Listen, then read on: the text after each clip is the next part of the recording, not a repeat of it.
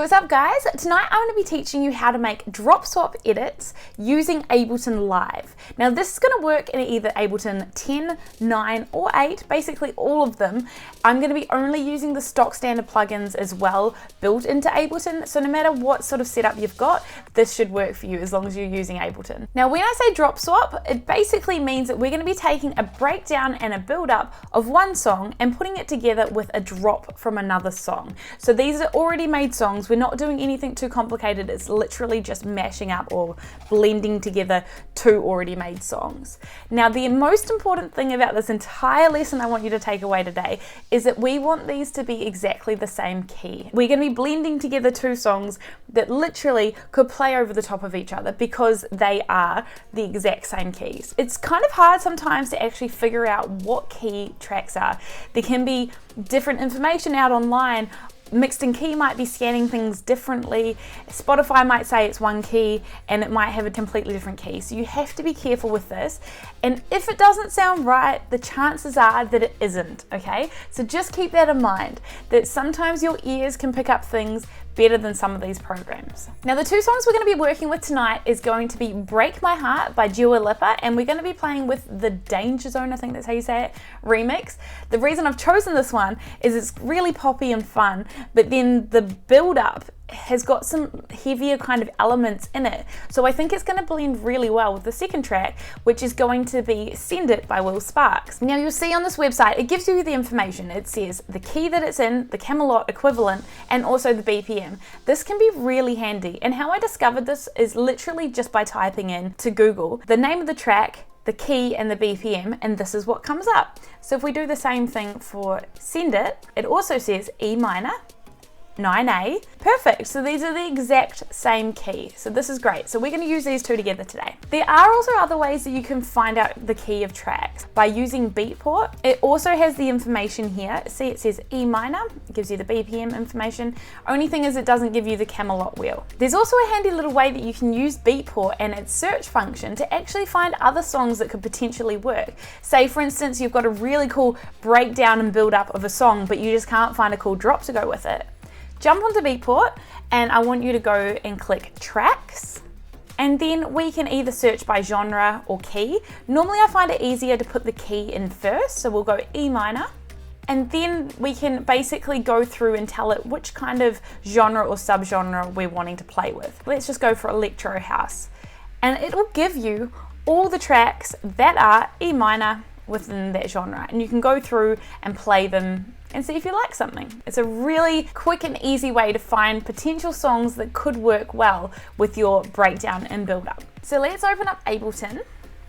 Now when you first open it up, you're going to see this view, and we don't really want to make it in this one. We want to press tab, which will take you over to the live arrangement view.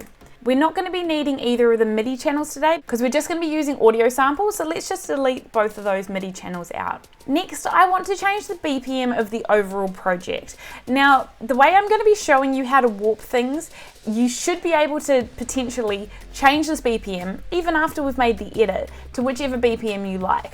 But for this one, let's put in 126. Next thing we're going to do is drag in those two tracks that we're going to be using today. So the first one is the Lipa Break My Heart Dainjazone remix. The second one is going to be Send It by Sparksy. So we can drag that in, chuck that on a different channel, and let's just change the color so that we can differentiate between them. Let's go blue. So first thing we're going to do is click on the track to bring up the information panel. As you can see here, Ableton has warped this to 125, which it thinks is its natural BPM. And it's done it right in this instance because you can see up the top that it's been scanned as 9A 125 BPM. We are going to go in closer and double check that it is actually warping and holding the whole way through. But the first thing I want to do is change it from being beats mode and preserve, having it as transient. I want to change that to 1/16. Now this is actually something that I have recently discovered to work best when it comes to editing these tracks. It doesn't work with every single track, so please go in and have a listen to what your song is actually doing.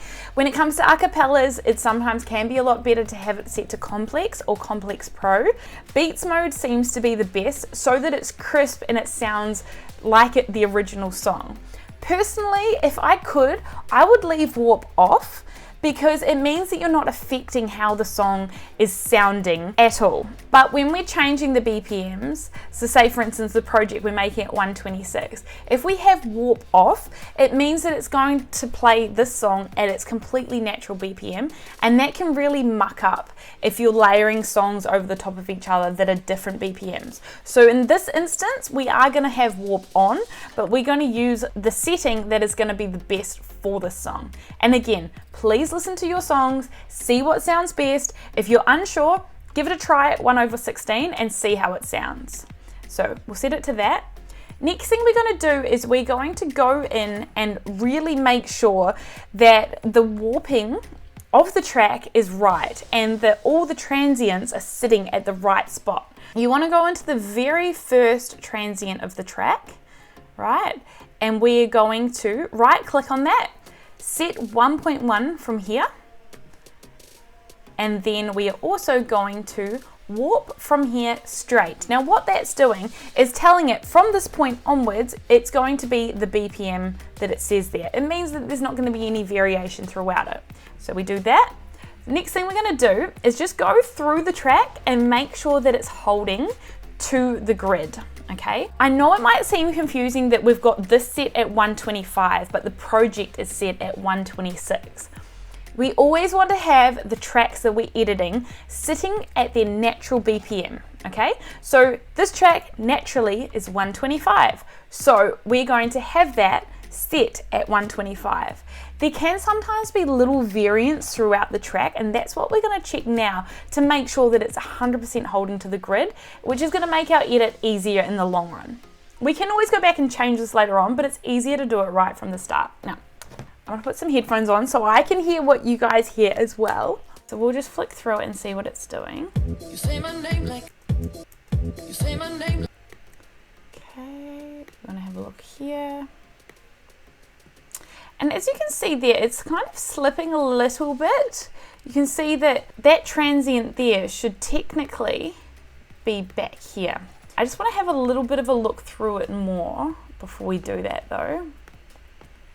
Because if it's only a tiny little bit, it might not even be worth changing, but we'll see.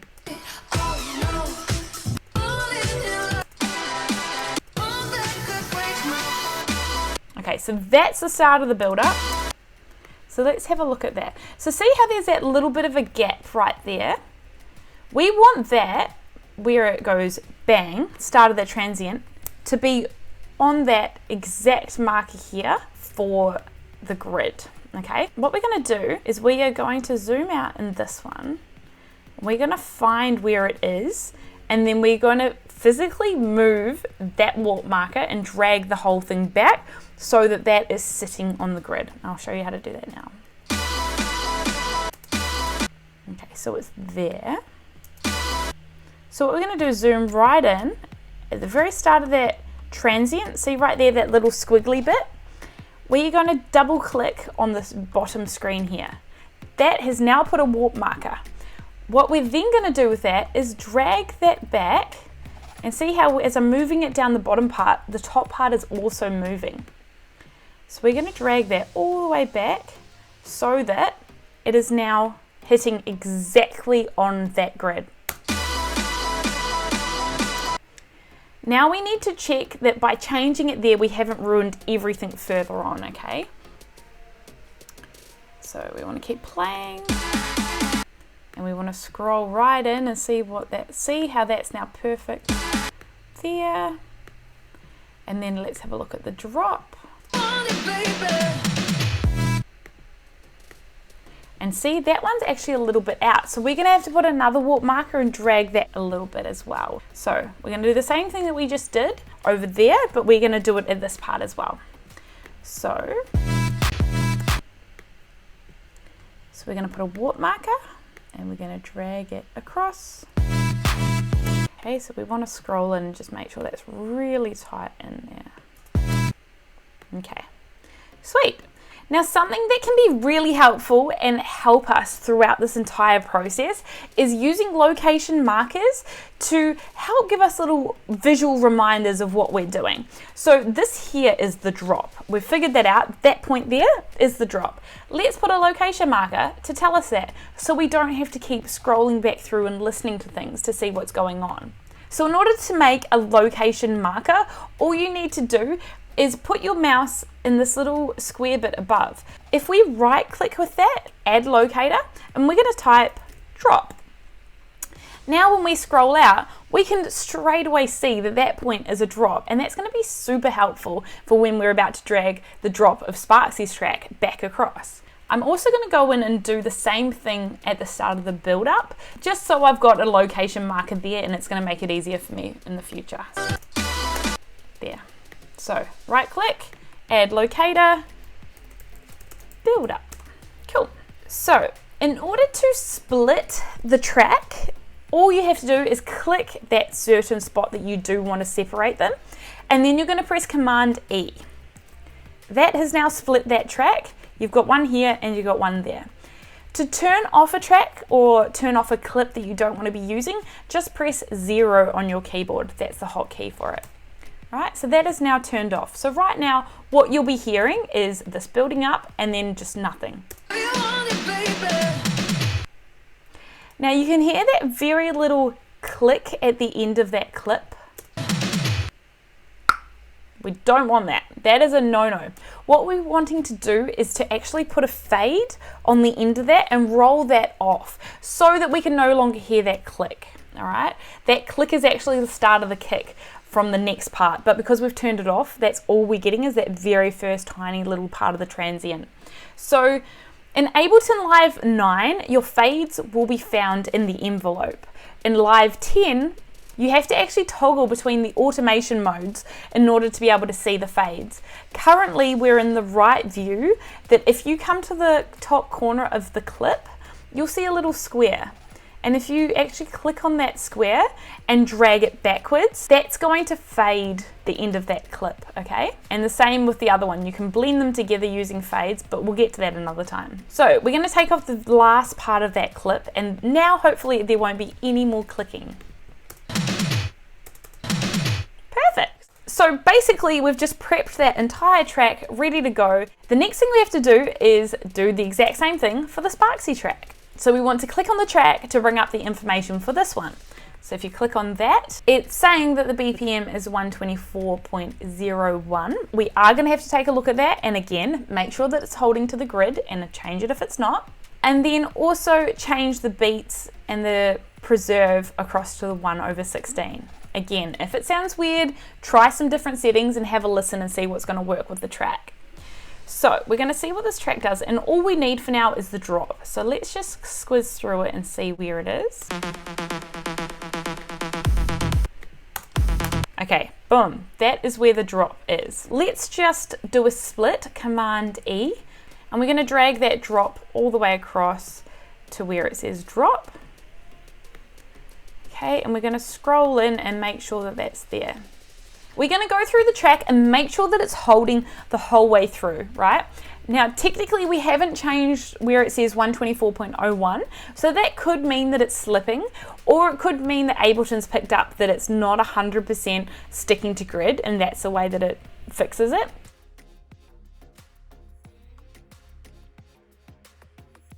So this is where we need to check. So what I like to do is to go through the track and make sure that at the start of each phrase that kick is right on the mark. All right, so we're going to go through it, and we can just solo this so that we only hear this track just in case. And we just want to scroll right in because sometimes things can sound really on point but they're slightly off. See how there's a little bit of a gap there? Let's check the next one and see if it's still slipping or if it's maybe corrects itself. This one here. And again, there's a bit of a gap and it looks like it's getting a little bit bigger, so we might have to warp this. Let's go to the next one. We'll scroll right in and check that. Again, still a bit of a gap. And again, there's a bit of a gap and it looks like it's getting a little bit bigger, so we might have to warp this. Let's go to the next one. We'll scroll right in and check that. Again, still a bit of a gap. Again, still a bit of a gap. Again, still a bit of a gap. Okay, so I think we are going to have to warp this. The interesting thing actually about doing drop swaps is technically you can just shove on another song and then turn warp off and it would just play its natural BPM. But I would rather show you the right way. Okay, so where's the last drop? Okay, so now you can see there's a much bigger gap here. So let's fix this, because I think it can be an easy fix. So we're going to put a warp marker on that second drop, and you do that by literally just double clicking, right? We're going to manually drag this one back until we see up above that it's now exactly on that part of the grid. It's exactly lined up. I might even have gone a bit far there. No. I reckon that right there. And I know it can be a bit confusing looking at the squiggly lines and being like, oh, where do I put it? But basically it's the very first part that starts going squiggly. That's the very first point of the transient. And that's to make sure that you get that first click of the kick. Now that we've changed it, I'm just going to put another marker there. So second drop. I'm going to go back and just check all the rest of them and just see if I've helped or if I've made it even worse. I've made it worse. Awesome. So in this case, I'm going to go back through and set warp markers the whole way through the track. Let's do it on the phrasing. So this one here is slightly off as well.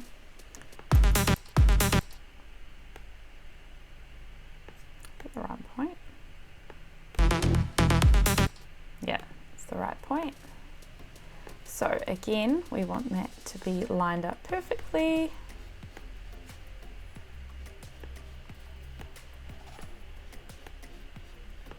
Okay, let's see how that sounds now. Perfect. And again, this is me just being super anal. You probably don't need to go into this much detail when it comes to doing drop swaps, because obviously this track is good to mix. Lots of people play it all the time, so it can't be slipping that much. But if we're doing like really complicated edits, it's better off to fix it now rather than down the track being like, oh God, I wish I had fixed it to start with. And we're just gonna quickly check throughout the rest of the track and make sure that everything else is holding. Okay, so that's the one we changed before, so that's still all good. Let's have a look at one of the other phrases. The dog is barking so loud and I'm trying to film. Shh. Okay, so let's put one on the very end just to make sure that that's warped the whole way through. And we're going to check that by having a look at the outro. Cool, it's not far off, but let's just give that a tiny, tiny, tiny tweak. Nope, too far. Too far. Cool.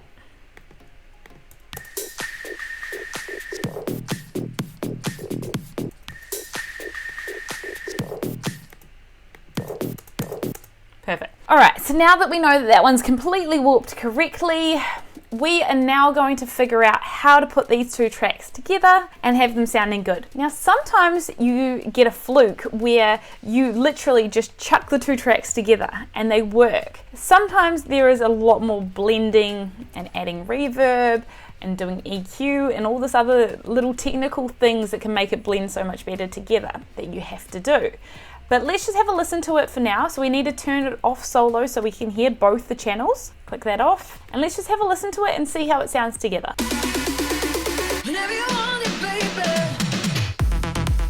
Okay, it definitely needs some blending happening. It sounds really harsh right now. So we know that Sparksy has a cool little stabby bassy thing happening right before the drop. So let's pull this out and see if these two blend together well. Okay, that definitely helps, but it's not amazing yet. So I think we might have to use a little bit of reverb just to give that one that's going out a tail so that it sort of just blends and it's not so a harsh stop on it. Normally I'll use Valhalla, that's like my go-to reverb, but we're just going to use the stock standard ones today. Now, reverb is automatically here in the bus channels or the return tracks, whatever you want to call them, which is the section down the bottom here. We've got reverb and delay currently in those two. Now how you trigger these is you need to draw in automation using these two boxes right here. Minus INF means that it's completely turned off. Right now it's not triggering at all. We want to change this and draw some automation so that we can add a tail to the reverb. So how you do this is you click on that box that says INF. Now as you can currently see, we aren't able to see anything popping up. That's because we need to toggle between the automation modes. So if we go here, click that, now you can see that because I've clicked this one, it's now showing it right here. So let's just turn this on and see how that sounds. I'm gonna solo it so we just hear this channel. Okay, don't really like that, so let's have a bit of a tweak. I might even start it a little bit earlier, just so we can really hear what it does. It's a little bit better. I don't know if those drums are clashing a little bit with it. We'll find out shortly. But for now, let's go down and actually open up that reverb and see what it's doing. So this is the stock standard settings for it. We can change the decay time or pull back the dry and wet and change a little bit of how it's sounding. Let's just loop this so we can hear what's going on. Let's go from here. Now in order to loop, you highlight the section that you want to loop and then press Command L. And then we can play around with it.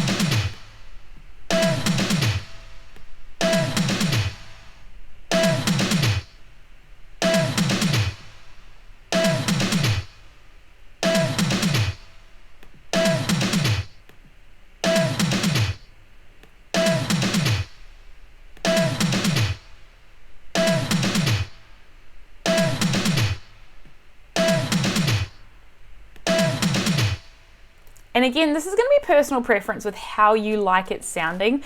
I don't mind that kind of like clangy reverb tail. There are a lot cleaner reverbs out there, but for now this one will do. We just want to add a little bit to it so that it just blends it together a bit nicer. So let's have a listen to that with the song.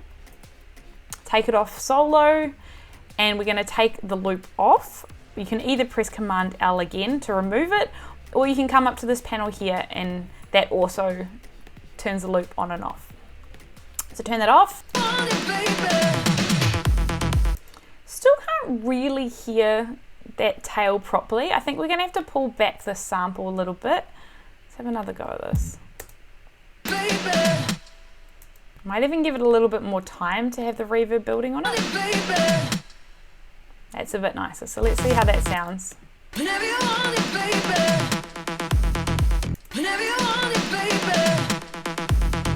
So again, have a little bit of a toggle around. There's no 100% rule of how to do this. It's just what your preference is. I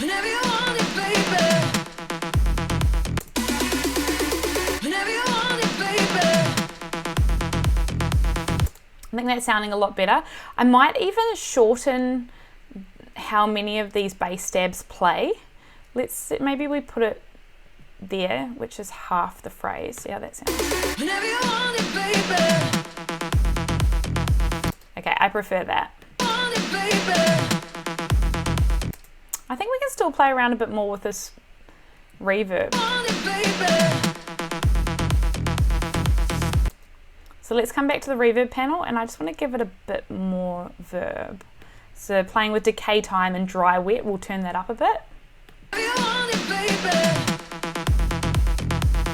Cool. So I'm happy with how that's sounding. The next thing we want to look at is the levels, because this Lipa remix is actually a lot louder than the Send It drop. And that's a big no-no. You always want the breakdowns and the build-ups to be a tiny little bit lower than the drop so that when it kicks in, it really punches. So I'm going to turn down this entire channel, okay? So over here on the volume, we're going to turn this down. Maybe even just by 1, it might be enough.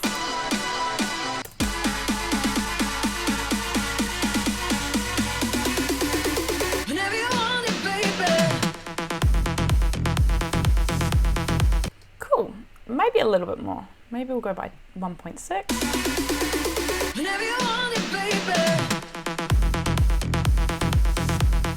And you see there's a little bit of red coming up in the master. It means that there's a lot going on there in frequencies, and we're now redlining. It's when they cross over the top of each other. So let's put an EQ8 on that and actually take out those lower frequencies in the remix when those bass stabs come in, just to give it a bit more frequency room. So literally just dragging and dropping across the EQ8 onto that remix channel. We then want to put in this one here, right? Which is a low cut. That one there straight away just takes away those very, very bottom low frequencies. And we can actually take out more frequency by turning it up here, okay? So let's have a listen to that. Still redlining a little bit. Whenever you want it, baby. Whenever you want it, baby. Okay, so we obviously don't want this frequency taken out of the entire remix, so we're gonna automate this on or off. And how we do that easily is if you just turn the EQ8 off, that is straight away going to give it to you there, and then you can just toggle it and write in the automation of where you want it. It's a really simple way of doing it. So let's have a listen to how that sounds. And I'm only turning this on when these two are actually over the top of each other. Want it, baby. Want it, baby. Still redlining a tiny bit. Whenever you want it, baby. We might turn that channel just down a little tiny bit more. You want it, baby. You want it, baby. Center of attention, you know you get it. Oh no.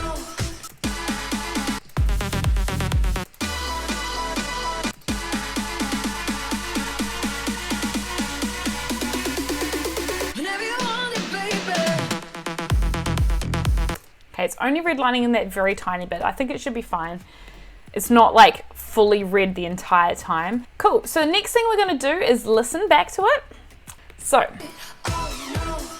I was doing better alone, but when you said hello, I knew that was the end of it all. I should have stayed at home, 'cause now there ain't no letting you go. Am I falling in love with the one that could break my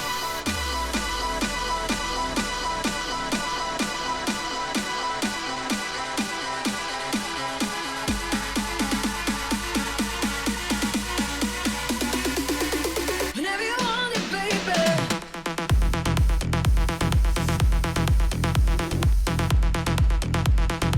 cool. Sweet. So once you've listened through it and you're happy with it, the next thing you want to do is to test it out on a different system. So we're going to bounce out this edit. Okay, and by bouncing I mean exporting. So you want to highlight the two tracks, the entire section that you want to export. You then go up to File, Export Audio Video, then you can say Export. So that is a very quick way to basically make some cool edits to spice up your set. Please again make sure that they're in key. If you have any questions or if you're unsure if your edits are in key and you need my advice, please feel free to send them my way. I'm happy to take 2 minutes out of my day to have a listen to them and advise you yes or no, all right? Because I don't want to be responsible for sending out more bad mashups into the universe. So have a lovely week, guys, and I will have more tutorials like this and also going into some more a cappella, warping, and a bit more complicated things within Ableton Live. If there's anything specific you want to learn, put the comments down below and I will speak to you soon. See ya!